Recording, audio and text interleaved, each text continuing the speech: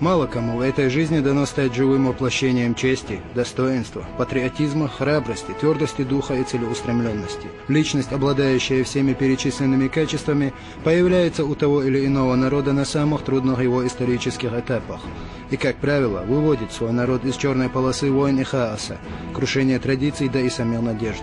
Таковыми были Петр I для России, Махатма Ганди для Индии, Авраам Линкольн для Соединенных Штатов и Ахмад Хаджи Кадыров для чеченцев. После гибели Ахмата Кадырова многим показалось, что процесс позитивных преобразований будет свернут, и мир, такой долгожданный, казавшийся уже близким, не наступит никогда.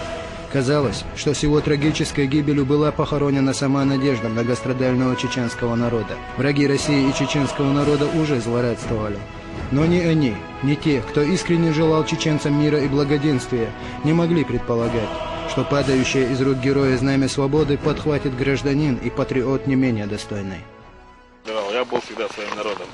Я считаю себя защитником своего народа и буду защищать до последнего интерес нашего народа и республики.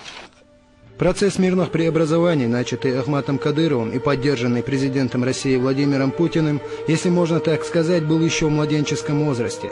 Вооруженное сопротивление террористов не было сломлено до конца, они еще представляли собой серьезную опасность. Федеральные структуры, мягко говоря, относились с опаской к команде Кадырова, а в некоторых случаях были настроены откровенно враждебно. О городах и селах, лежащих в руинах, об экономике, представлявшей собой величину чисто гипотетическую, и говорить не приходится. Одним словом, наследство Рамзану Кадырову досталось малозавидное. Тем не менее, у него было самое главное – уверенность в правильности выбранного пути и решимость идти по этому пути до конца. Сразу же после гибели первого президента Рамзана Кадырова назначают первым вице-премьером правительства Чеченской Республики, отвечающим за силовой блок.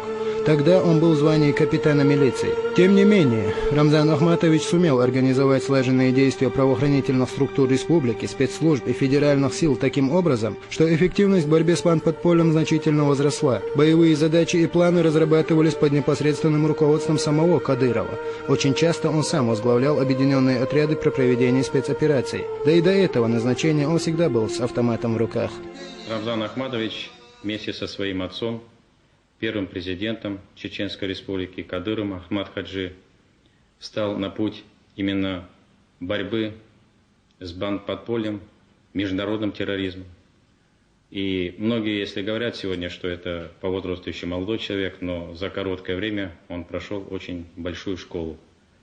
Сегодня это опытный руководитель, который способен решать поставленные задачи.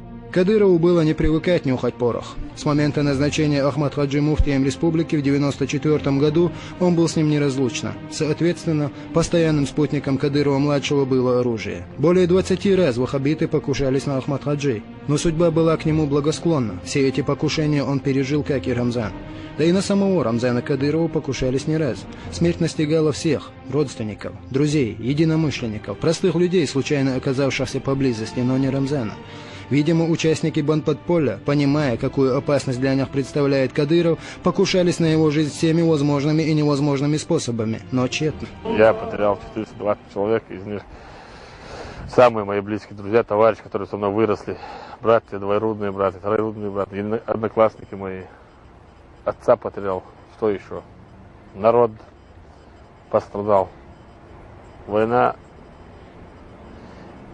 счастливым человека никогда не сделала. После назначения Рамзана Кадырова куратором силового блока в 2004 году у ваххабитов начала земля под ногами гореть. Спецоперации следовали одна за другой. Самые одиозные лидеры ваххабитов были уничтожены в кратчайший срок, оставшиеся понимали, что и им недолго осталось коптить небо. Результатом активизации оперативно-розыскной и профилактической деятельности правоохранительных структур стало уничтожение Шамиля Басаева, Абу Валида, Абдул-Халима Сайдулаева и Аслана Масхадова. Бесславный исход сил международного терроризма на Кавказе был предрешен.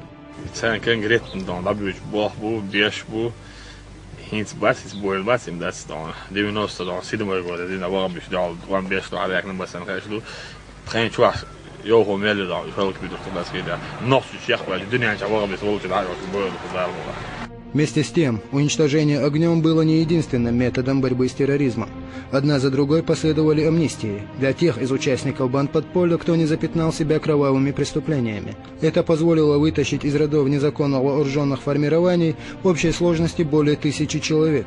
И здесь Рамзан Кадыров проявил себя мудрым политиком и последовательным учеником своего отца, который в свое время заявил: «Наша цель не в том, чтобы уничтожить всех, а спасти кого только можно». Сын помнил завет отца. Он пытался сохранить жизнь каждому, но выбор многих из них самих был другим. К чему призывал мой отец? Он добился амнистии, чтобы их прощали, чтобы они вернулись в мирной жизни. У него никогда не было, что надо убивать там, надо сохранить хоть одну человеческую жизнь. Вот всегда он призывал к этому. Всегда он протянул руку мира, дружбу. Он всегда был за... Эти шайтаны не поняли. Уже в должности вице-премьера Рамзан Кадыров добился немалых успехов на поприще борьбы с международным терроризмом. Криминогенная обстановка в республике существенно улучшилась. Подрывы фугасов, обстрелы милиционеров и военнослужащих, покушения на жизнь работников государственных структур, которые до того были делом чуть ли не ежедневным, постепенно сошли на нет. Закономерным итогом этой деятельности стало представление Рамзана Кадырова к званию Героя России. В декабре 2005 года президент России Владимир Путин подписывает соответствующий указ. Уже в 2005 году Рамзана Кадырова назначают председателем правительства Чеченской Республики. На тот момент Рамзан Ахматович носит погоны майора милиции. Назначение Рамзана премьером ознаменовало новый виток борьбы с ваххабизмом. К тому времени он уже зарекомендовал себя мудрым и ответственным руководителем, способным решать масштабные задачи. Он добился беспрекословного выполнения своих поручений и приказов, в том числе и от структур федерального подчинения, базирующихся в Чеченской Республике, будь то прокуратура, ФСБ или отдельная группировка войск и сил. Рамзан Кадыров стал, как принято говорить, харизматичным лидером. Этот период стал временем укрепления мощи правоохранительных структур, накопления боевого опыта и дальнейшего роста роли чеченской милиции в борьбе с силами экстремистов. Это же самое время, будучи на посту председателя правительства республики, Рамзан Кадыров проводит ряд встреч с государственными и духовными лидерами ряда исламских стран, после которых короли Саудовской Аравии и Иордании, муфтии ряда стран Ближнего Востока признают его единственно полномочным вести диалог от имени чеченского народа. Вместе с тем, ваххабиты, оказавшиеся вне закона и как борцы за веру, и как родители чеченского народа, лишаются почвы под ногами. Денежный поток, до сих пор щедрой рекой, финансировавший их подрывную деятельность на Кавказе, превращается в жалкий пересыхающий ручеек. Учитывая все эти факторы, остатки бандформирования изменили тактику. Теперь они полностью отошли от идей сепаратизма, провозгласив имарат Кавказ и его эмира Абу Усмана. На деле же имарат стал эфемерной величиной без границ и национальностей, а эмиром назначили убийцу и вора Доку Умарова. Да вот незадача. Именно в это же время, по представлению президента России Владимира Путина, и после утверждения парламентом Чеченской Республики, президентом республики становится Рамзан Кадыров. Злейший и непримиримый враг международного терроризма получает всю полноту полномочий. Дни ваххабитов на земле войнахов были сочтены. Если не мы, то никогда в жизни не навели бы порядок Российской Федерации. Если не мы стали бы на защиту России, то считайте, что Россия уже не существовала. Учитывая заслуги Рамзана Кадырова в деле установления мира на Кавказе и защите южных рубежей России, отмечая при этом военный его талант, министр внутренних дел России Рашид Нургалиев подписал приказ о присвоении Герою России Рамзану Ахматовичу Кадырову звания генерал-майор милиции. Приказ был оглашен 10 ноября, в День милиции, на торжественном построении на территории МВД по Чеченской Республике. Для разбора с Россией выбрали нашу республику.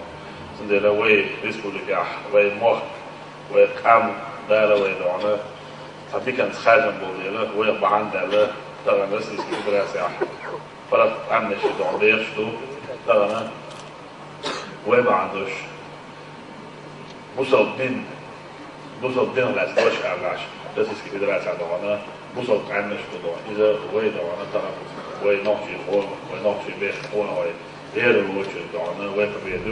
Что ж, история чеченского народа не только история войн и выживания народа. Это еще и история героев, которые всегда шли впереди, ежеминутно рискуя жизнью, освещая путь другим своими светлыми помыслами и чистым духом.